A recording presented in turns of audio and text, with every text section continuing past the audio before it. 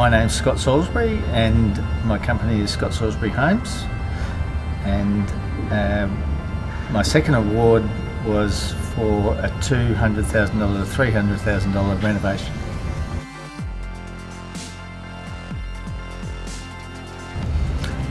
Well, renovations is where I began in construction, although I was a carpenter to begin with, and so I learnt my trade through that, and it's really what started the growth of my business. So I'm really proud of renovation work and every award that we win in it.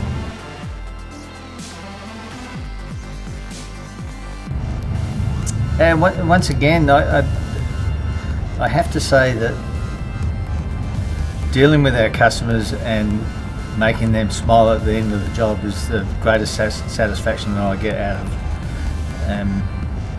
building homes for clients.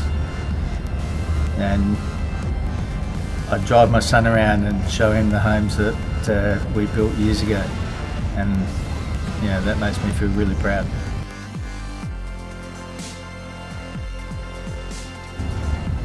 I think it's because of the people that we engage to build for us, the contractors, the philosophy and culture that we have within our business about doing things right the first time, and that really makes me proud.